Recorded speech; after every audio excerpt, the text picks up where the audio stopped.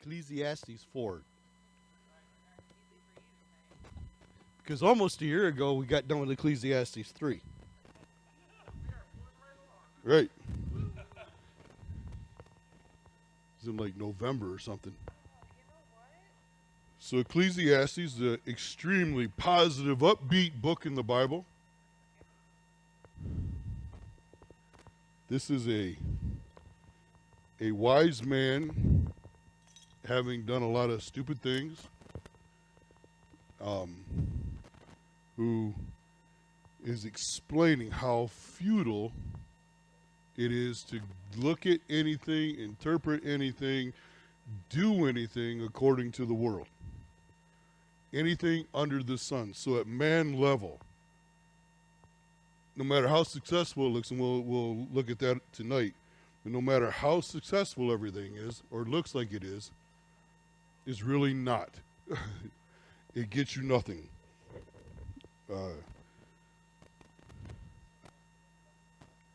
I'm kind of out on what Solomon's mentality was when he wrote this book. I used to think, oh, he was depressed, and and maybe there's something to that. I mean, how hard is it to get depressed looking at what's going on in our world today? Not clinical depression where we don't get out of bed, although we might not want to, or we don't function anymore. And it's kind of like, well, I can kind of relate to this, not because I was as wildly successful as Solomon was, but I got saved pretty early and went and squandered some time away from the Lord and used all kind of different ways to justify it, but knowing the whole time that I was wrong and in the wrong place and doing the wrong thing and whatever. And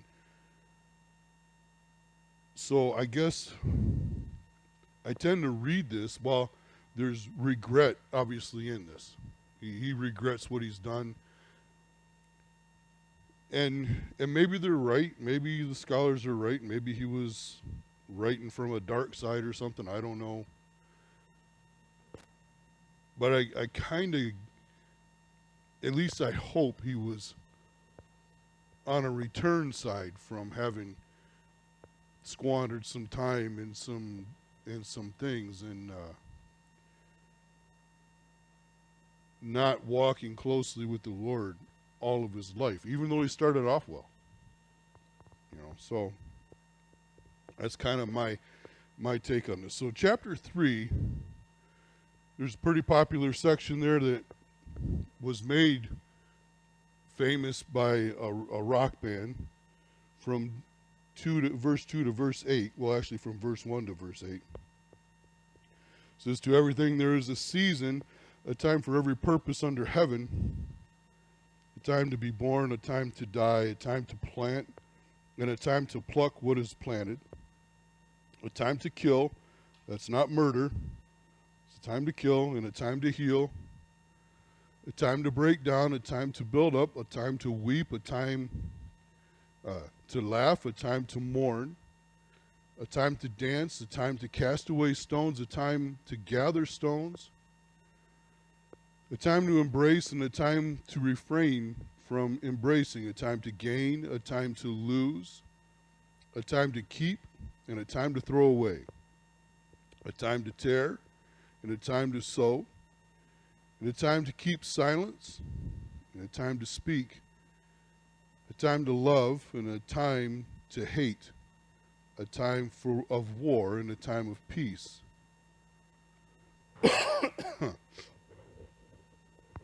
So there's Solomon's attempt at being positive in this book right there. There's a purpose, a time for everything, right? For every purpose. So all these things have purpose in our lives. No matter where you find yourself in that, there's a purpose in our development as people and spiritually for all of those things. There's a time when we wrestle with them. Some might wrestle with the time of war or a time to kill. That time to kill, again, is not the word for murder. So it's not a time to break into your neighbor's house and shoot him while he's sleeping. That's not what it's talking about. But if your neighbor sneaks into your house while you're sleeping, it might be a time to kill. A time for self-defense. A time for, well, I don't know the guy's name, but in Minnesota they just had another big protest because the guy was in an apartment complex shooting the place up and then barricaded himself in an apartment when he come out and the SWAT team ended up taking him out. So they had a big protest out in front of the apartment building, going to make it George Floyd all over again. And one of the mothers came out. Now, in my opinion, it was a time for the officers to do what they did. Right? He was a danger to everybody there. But a mom came out during the protest because the news media and everybody was there and they're going to make it a big thing. And she comes out yelling at him, "Don't you protest here. Don't line up out here. Don't put him on TV. Get out of here." He wasn't, she even said, George Floyd was unarmed. He tried to kill me in front of my children. And the response to that from somebody in the crowd was, "But you're still alive, so go away." So that's our response to somebody who's faced and seen the trauma. That's our inability to actually reason through any of these things right now as a world. I mean, if they're really going to push for one world government, one world whatever, they're also pushing for one world culture, one world mindset. Again, that takes us back to Babylon, but we don't get time to get into that.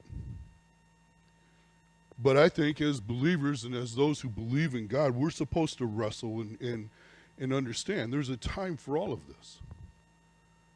We know there's a time to rejoice and to dance and to laugh. And we know there's a time to mourn loss and to gather and to throw away and to tear and to repair. And there's a time for all of this. We can see this in all of our lives, to have to deal with these things.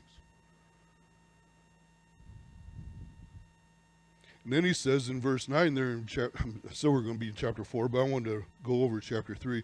What profit has the worker from that which he labors? I've seen the God-given task with which the sons of men are to be occupied. He has made everything beautiful in its time.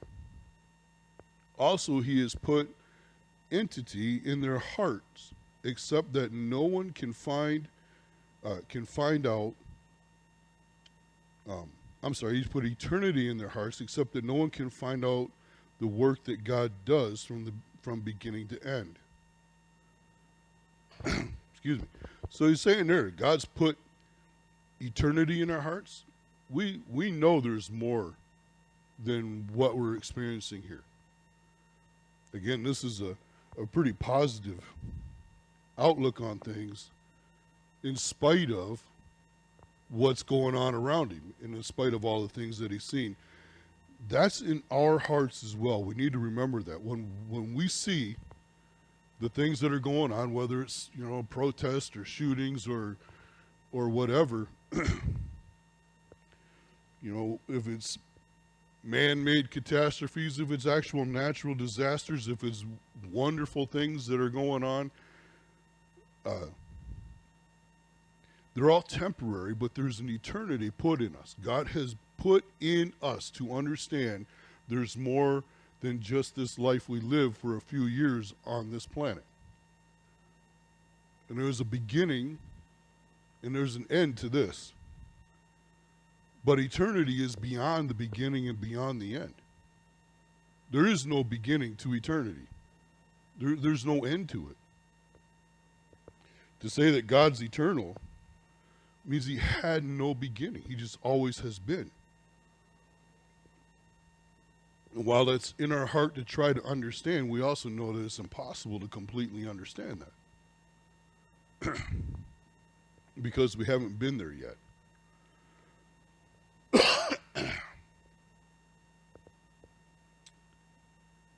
Verse 12 says, I know that nothing is better for them than to rejoice and to do good in their lives, and also that every man should eat and drink and enjoy the good of all his labor. It is the gift of God. Right? God's all right with us rejoicing and enjoy the things that we've earned.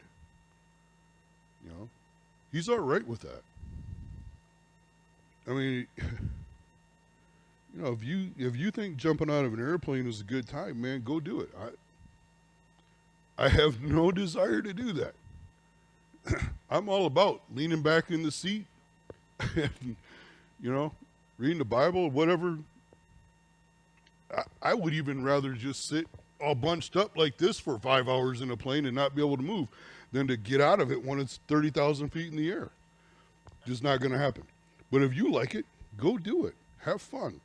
You like to be on sailboats? Go out and be on a sailboat once in a while. We're not to let these things have our lives, right? We're not to make these things our all. But it's okay to enjoy the life that we have, as long as it's godly, right? We have the parameters that God has put on our life to for godliness, and so we need to obey that. But to think that we can't have any enjoyment in this life and be like the Stoics, where nothing is good, nothing is desirable, nothing should be, nothing can be fun. That's all, all feeding the flesh, and so don't do any of it, is ridiculous. God has given us the ability to enjoy things. But He's also given us the ability to know right and wrong as well. But nonetheless, it's really not about that. It's really, there are things, and there are God-given things for us to rejoice and to enjoy. He ends it with, it is the gift of God to be able to do these things, to celebrate. We have a wedding, we should celebrate. If we, whatever. Anyways, verse 14. I know that whatever God does, it shall be forever. Nothing can be added to it, nothing taken from it. God does it that men should fear before Him. That which has already been, and what is to be has already been, and God requires an account of what is past. And so whatever God does is forever. His work is forever. Whatever He's done in your life to change your heart, to transform you into His image, to transform you into a godly person, that's done. The plan that He set in motion. There's a reason why in Revelation we can read, as a part of John's description of seeing Jesus as the Lamb who was slain from the foundation of the world. We can read that at the end of our Bible because it was decided before the beginning of the Bible. Right? It's all in place, and nothing is going to stop it, and nothing's going to be taken from it. Nothing's going to be taken away. We even have this temptation sometimes when we read things in the Bible, when people experience bad things, or they experienced a resistance that may have stalled what we, as we read it in our minds, may have stalled progress in a certain situation. God already knew that was going to happen. They didn't take any time away from God's plan. No enemy of any godly person in the Bible ever took away a moment from God's plan. And right now, resistance to the church, resistance to God's word, resistance to God Himself is not taking away a single moment from His plan. We should all be able to say with full confidence that it doesn't matter what it looks like to the rest of the world or how they interpret it. We should be able to look at and interpret the events of this world as things falling into place, not falling apart. Bible prophecy tells us what to look for. And when we look for those things and they're moving in position into place, or some have already been fulfilled, that means God's plan is coming to be. It's falling into place. It's not falling apart. Now, we look at this from the rest of this book. Solomon backs up and looks at it as a man living in a world with people, and he repeats over and over again, vanity, vanity, all's vanity, or vanity grasping at the wind. It's all futile. The best laid plans of men are going to perish. They don't hold up at all to God. So we need to remember, we don't take anything else out of this book, this little section here, where he reminds us that God is actually the one in control of all of this stuff that looks so bad and so useless and purposeless and all of that. Everything, God is still in control. And if we back up to where he's at, then we still have hope. We still have joy. We still have peace. We still have freedom. A Christian in the chains of man is more free than the leaders that put him there and walk, in our eyes, free in the streets. Because they're still in bondage to their sin. If a Christian is locked up because of his faith, he's still free.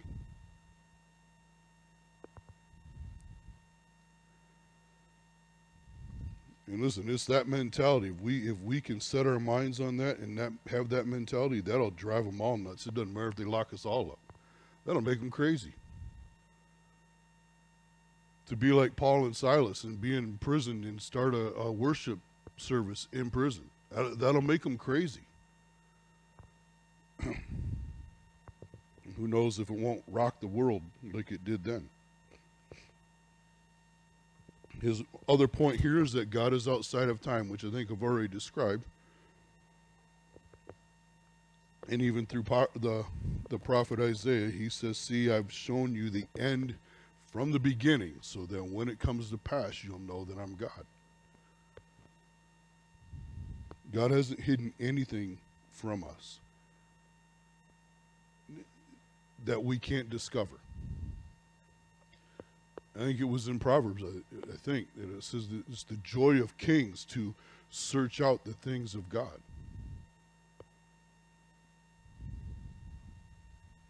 Verse 16 here, it says, moreover, I saw under the sun in the place of judgment, wickedness was there, and in the place of righteousness, iniquity was there. I said in my heart, God shall judge the righteous and the wicked, for there is a time there for every purpose and for every work.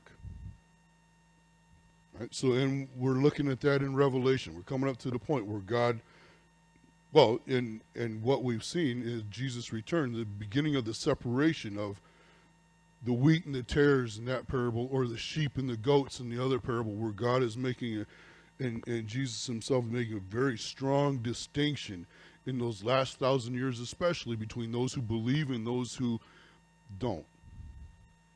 And all of Revelation is going to separate out those who believe and those who don't. Now, during the 7 years, we'll see those who believe, most of them lose their lives for their faith. And those who don't believe fully embrace the worship of the beast and the false prophet.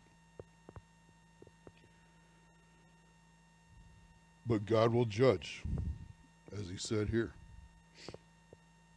I said in my heart concerning the conditions of the sons of men, God tests them that they may see that they themselves are like animals. For what happens to the sons of men also happens to animals. One thing befalls them, as one dies, so dies the other. Surely they all have one breath. Man has no advantage over animals, for all is vanity. So now he's kind of back on we're just looking at what happens under the sun and under the sun. And listen, isn't this the argument of the world too? Oh, we're all just animals. Right? We all breathe the same air. In fact, Most of them put more value, at least they say they do, put more value on animals than they do on people.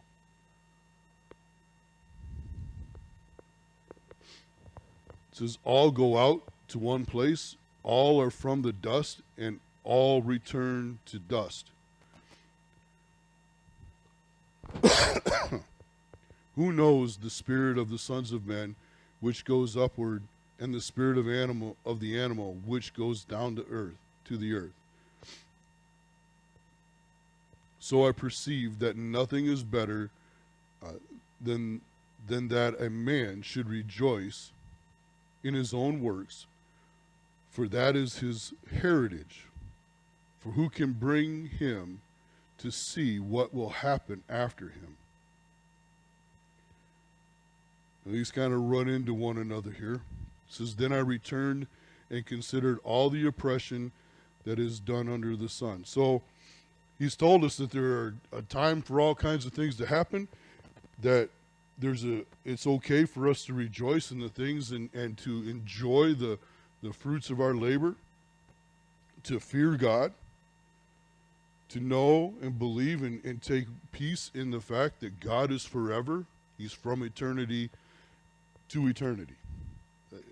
It almost isn't right to even say from eternity past, because we kind of it's like our time from Genesis 1:1 to Revelation 22 to the end, that there's like some kind of pause in eternity, when our little timeline is inside of eternity. It's a part of that.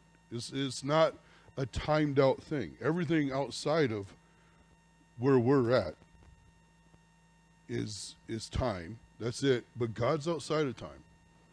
He steps in, and he can intervene in because he made it, and he can tell us how it's all going to end because he made it, but he's not confined by time. So now he goes and he puts us on the level of animals. We're all drawing breath from the same air. We're all going to have the same end. We're all going to go into the earth and into the dirt. It's what happens afterwards that we don't really comprehend too much. Animals, just according to Solomon, they just stay in the dirt. But the spirit of men, the souls of men, go someplace. And we know from the New Testament that to be absent from the body is to be present with the Lord. And we know there's a resurrection coming, so that this body that goes into the dust and becomes dust again will be pulled back out of the dust. When people ask me, is there any reason why I can't be cremated? Is there anything wrong with that in the Bible? It wasn't okay, I guess, for some cultures because it was too much like the cultures around them. But in reality, how much do you think is actually left of the guy who died 100 years ago? So if I'm cremated, I'm as done as he is, just faster. I'm fully, I believe fully that God is fully capable of putting me back together. I don't have to worry about it. He made me, and he'll bring me back with a different body. See, even if somebody has only been dead for a few moments, they're going to get a new body. If they're a believer, they get a new body. They're not even going to have the one that died. And those of us who are alive and remain will be transformed, right? In the flash and the twinkling of an eye, we're going to get a new body as well. We don't go up with the same old body, and only those who are resurrected get a new one. We all get new bodies. But anyways, he said, then I returned and considered. So returned, kind of came back down to earth with his thoughts, back to where he was before, and considered all the oppression that is done under the sun. And look, the tears of the oppressed, but they have no comforter. On On the side of their oppressors there is power, but they have no comforter. Therefore I praise the dead who are already dead more than the living who are still alive. Yet better than both is he who never existed, who has not seen the evil work that is done under the sun.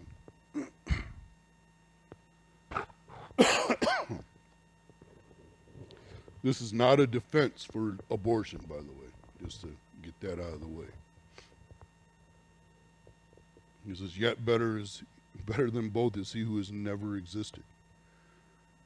That doesn't mean we should be all right with that. He's being very facetious, very sarcastic, right? The oppressed, the oppressors. In this particular part, there's two categories here.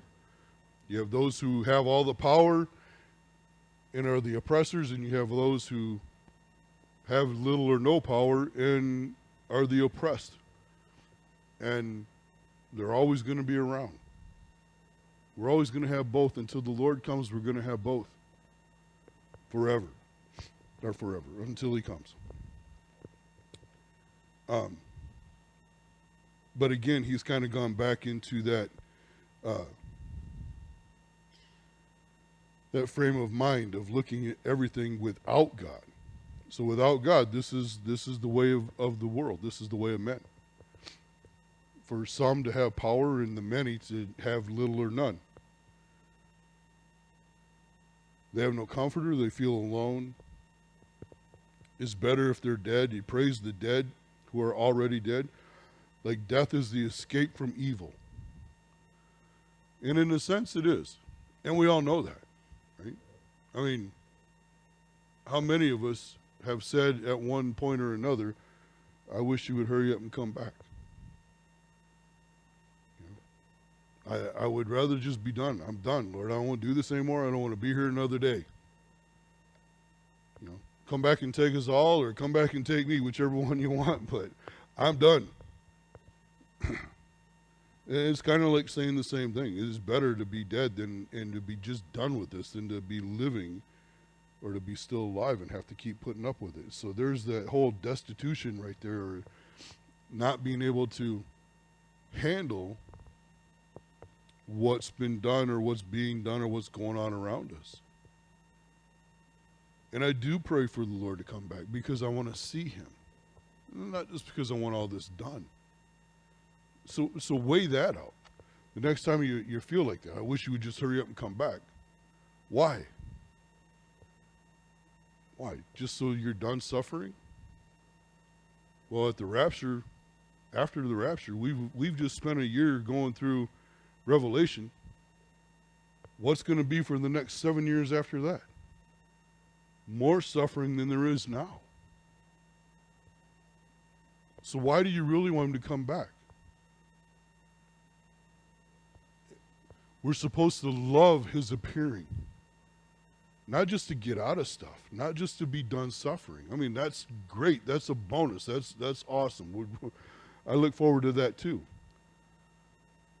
You know, every time I stand up, I have to steady myself on these old messed up knees before I start walking. I can't wait for the new body. But more than any of it, we should be longing just to see him. Just to be in his presence. I mean, sometimes I think and I have, maybe I should just speak for myself. I have from time to time wished that I had been there when he was doing the miracles and hearing him make fools out of the Pharisees, and what it would have been like to walk next to him, to hear his voice.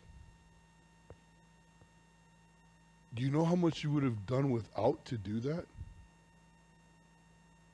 I think sometimes we forget we're not taking our indoor plumbing with us if we go back to Jesus' time. Right? We're not taking our vehicles. He walked everywhere he went in sandals. You ever walk in a sandal and you have a rock get between you and in your shoe before you step down, it hurts. You know, what did he say to one of the people who said, "I'll follow you wherever you go. I'll go with you"? The birds have nests and the foxes have dens, but the Son of Man has no place to lay his head. And yet, somewhere sometimes in our hearts, we can put all that aside, even if we realize that, and say, it would have been worth it. But he's made us and brought us into existence on this planet for this time. For this time. Your purpose is to be here for this time. My purpose is to be here for this day. To shine the light and do the will of the Father today. And we should praise God for that. And we should find honor for God in that. And yeah, I wish I could. It would have been so amazing. But, you know, we're all going to be there for his second coming. Before we come back, we will have heard his voice and seen his face. We come back as part of the armies of heaven that we saw in Revelation. And for 1,000 years, still on this planet, we'll rule and reign with him. And beyond that, we go into eternity with him. So our day is coming to see him. But we don't have to wait for that day to know him.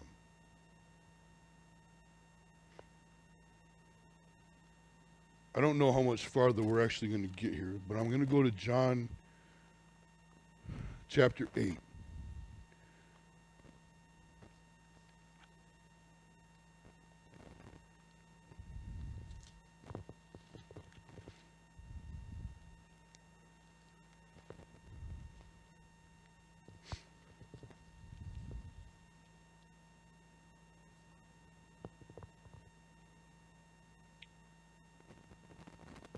And we'll start with verse 31.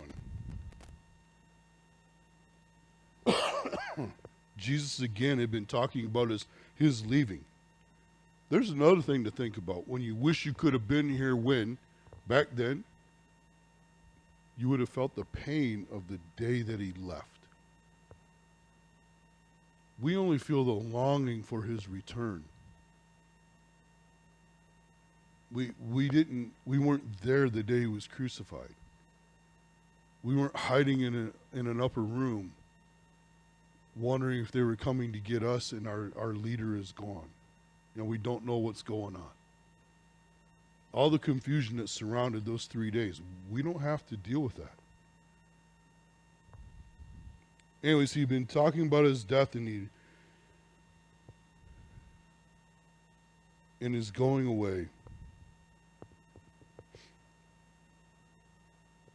And he talked about the Father sending him and knowing where he came from and knowing where he was going to go to. And the words that he spoke were from the Father in verse 30. It says he spoke many words as he spoke these words, many believed in him. Verse 31 says, then Jesus said to those Jews who believed him, if you abide in my words, you are my disciples indeed, and you shall know the truth, and the truth shall make you free. Knowing him and knowing his word, knowing the Bible, is why I can say from these scriptures that you can know him and be in chains because of him, but know him, you're still more free than the guard who's guarding you, than the people who have locked you up and called you guilty for knowing him. You're still more free than them. And our freedom isn't about walking the streets. It's not about being able to shop in a 24-hour shopping center or not. We really feel like our freedoms have been infringed on. And they have. Our freedoms that our founding fathers believed were God-given rights. Right? It's all throughout. There are a lot of people who want to deny that. Even Christians who want to deny that we're founded on godly principles, or that we're founded on Judeo-Christian principles. But the things that are in our Constitution are throughout the Bible. And most of the men who wrote it were pastors, or at least a lot of them. There were 13 of them, I think, that were from seminaries who signed the Declaration of Independence. So I know our foundation as a nation, and listen, other nations with constitutions like ours that are heavily oppressed now, like Australia and France and Canada, they don't have a constitution exactly like ours. What they're doing to their people is actually in their constitution to be able to do. It's not in our Constitution to do it. They have to ignore ours.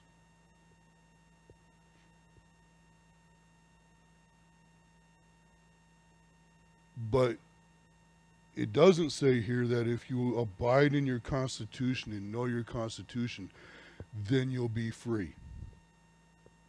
So when you abide in the words of Jesus, this supersedes even our Constitution.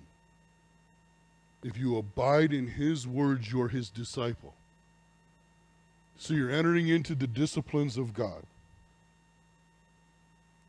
A disciple is one who is disciplined or disciplines himself or herself. Discipline is not just punishment. Discipline is learning and changing the way you think. I've used this example before. When I came out of basic training, I walked different, I talked different, I talked about different things, I understood things that my family didn't.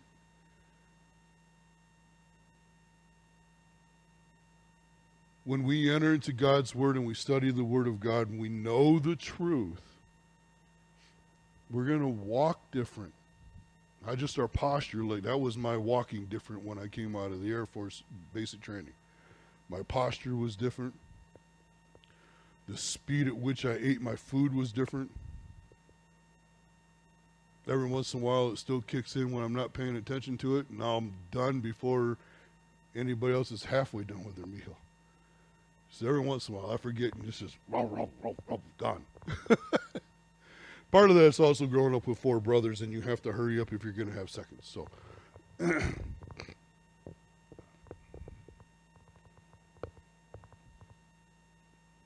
but to know his truth, and knowing the truth, he says here, the truth will make you free. It is freedom from ourself. It's freedom from our own lusts and desires.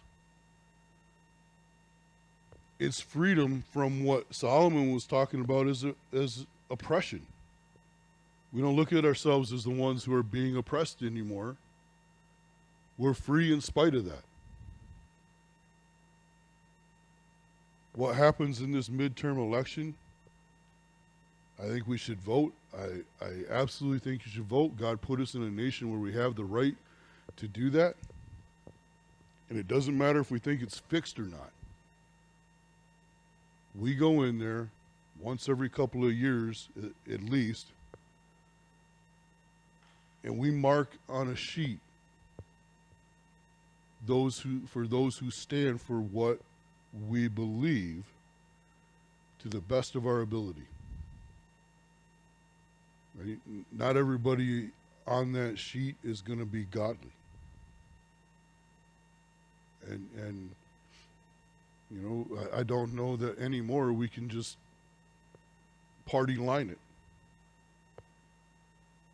We need to know and we need to consider each person who's in there. But we need to vote, for sure. But even if all that fails, we're still free. Our brothers and sisters in China, in Iran, in Afghanistan are free. It doesn't look like it because some of them are in hiding. Some of them are running for their lives right now. And God will use that, whether they give their life because of their freedom, or if they give their life or they maintain their life because they've run, they're still free. It's hard to understand that, but there's still freedom because they know the truth. Because listen, in the end, this is all done. And there's no greater freedom than the day you stand in front of the Lord face to face. Our founding fathers, again, didn't enter into a revolutionary war as free men. In their minds and in their hearts they were. And they were willing to give their lives for that. And in a sense, that's what Christians do right now. Those who are being martyrs are very similar to our founding fathers who ran to the battle.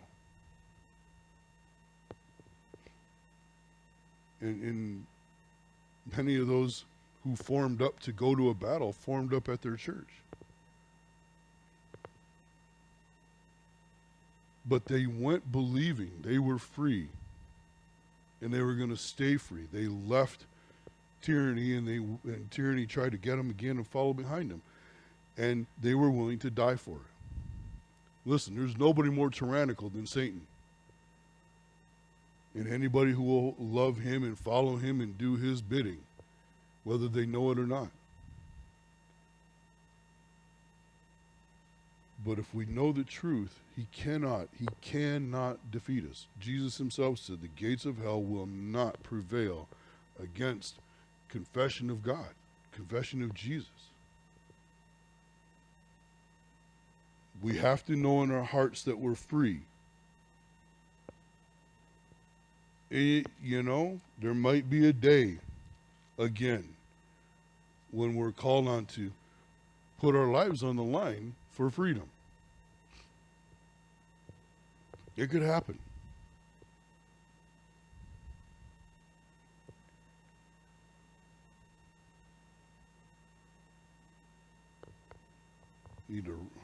Need to wrap it up. I took too long in chapter 3. Again, he says in verse 4 of Ecclesiastes, "For again I saw that for all toil and every skillful work a man is envied by his neighbor. This also is vanity and grasping for the wind. The fool folds his hands and consumes his own flesh. Better a hand with quietness, better a handful with quietness than both hands full together with toil and grasping at the wind." So, somebody who's successful and is going to be envied by his neighbor. A lazy person is self-destructing. That's what verse 5 means. Right?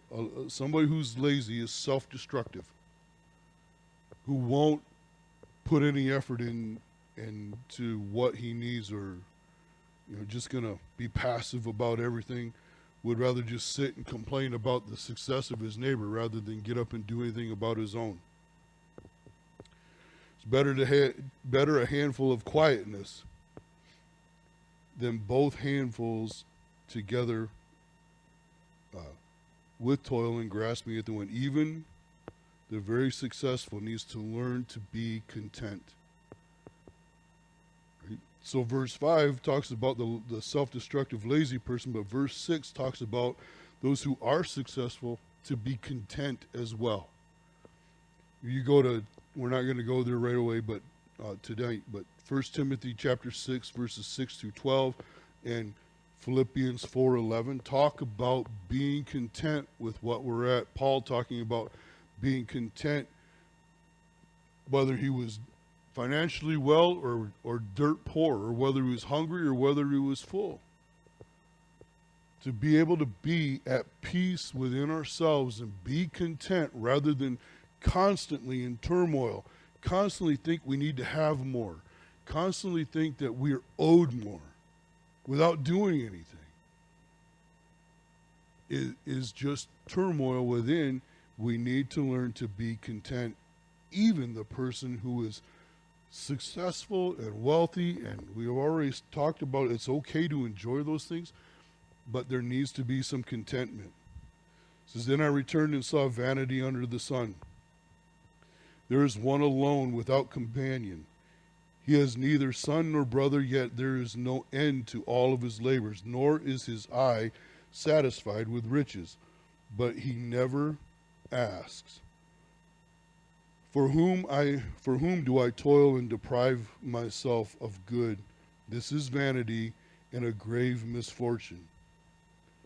So someone who's so busy, he never builds any kind of relationship, right? He doesn't, if he has brothers, he doesn't know his brother. If he has family, he doesn't build family relationships. He doesn't have kids.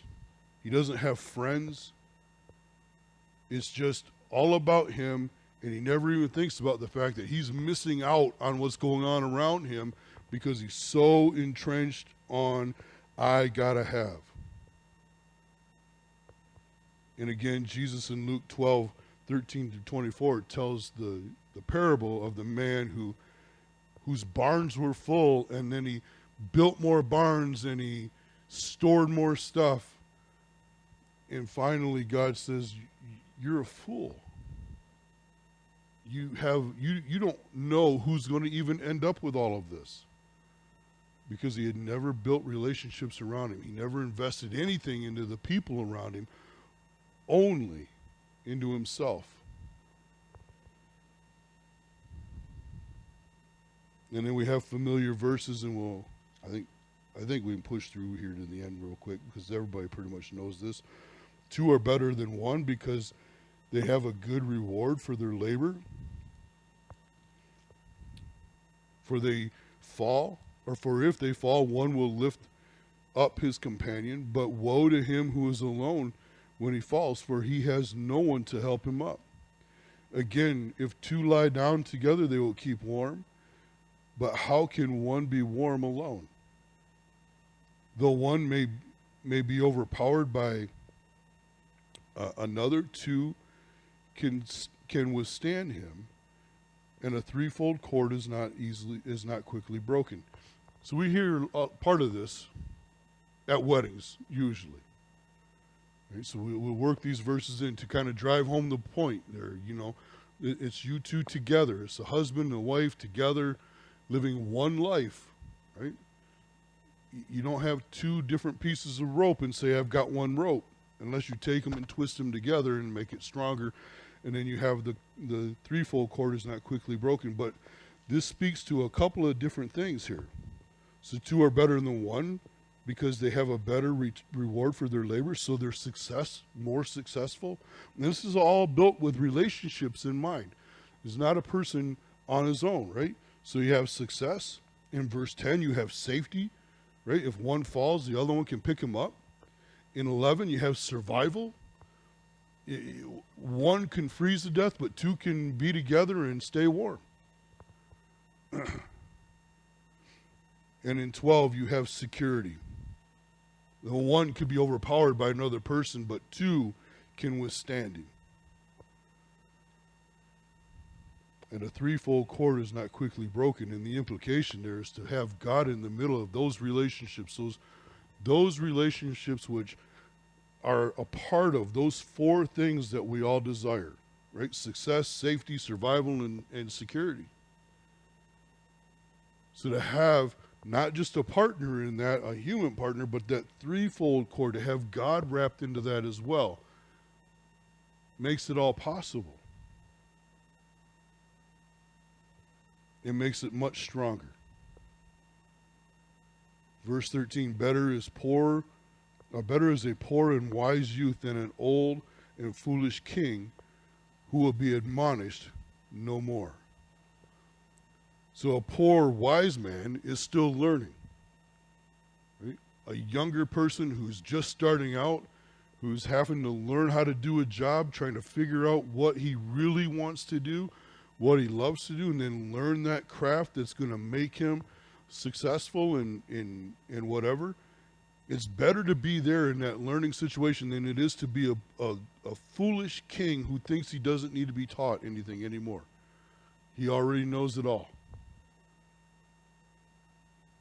It says, for he comes out of a prison to be king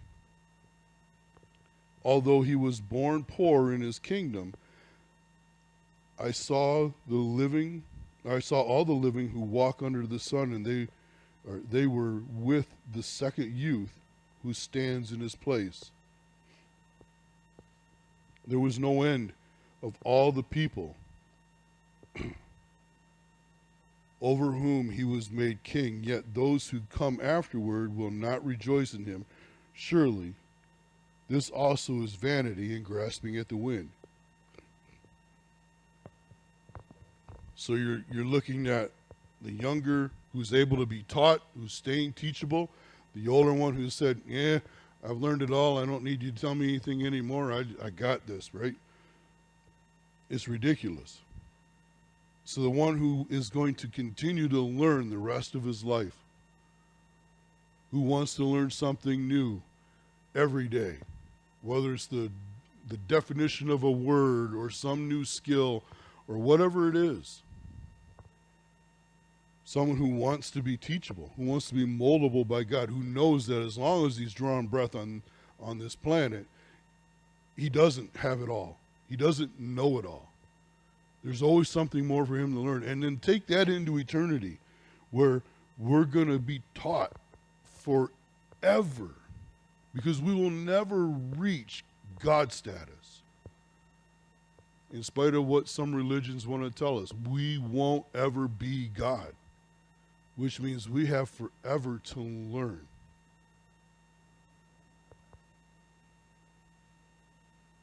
But listen, at this end, under the sun, fame is short-lived.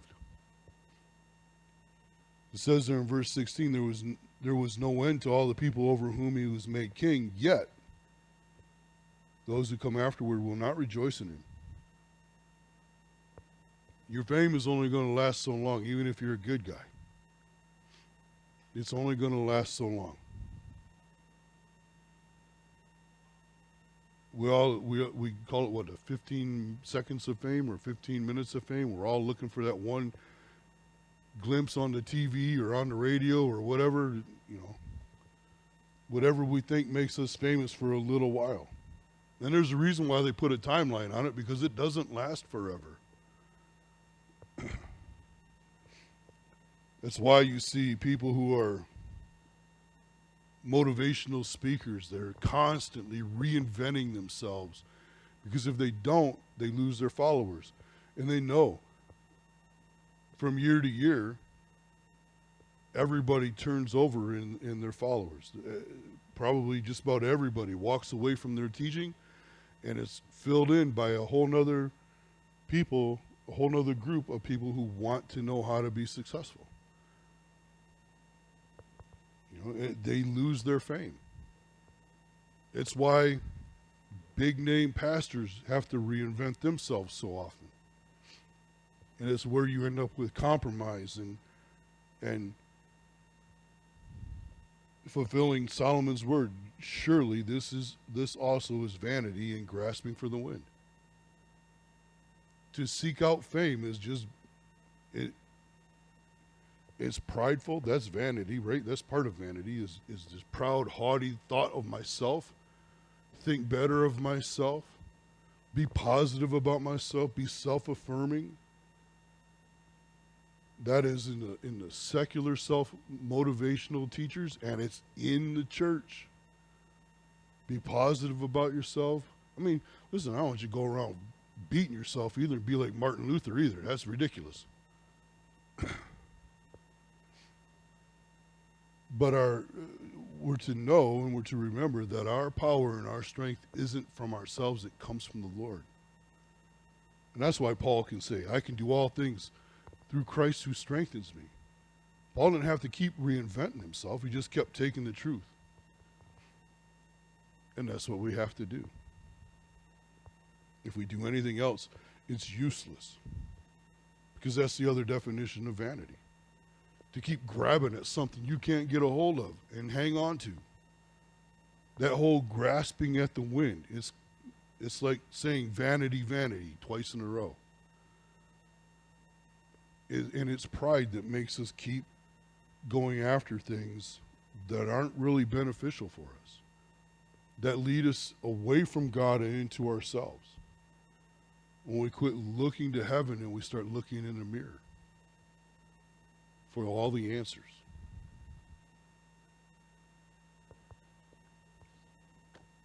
We made it through chapter 4.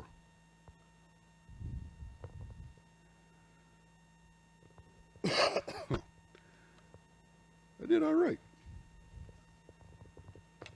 Vanity.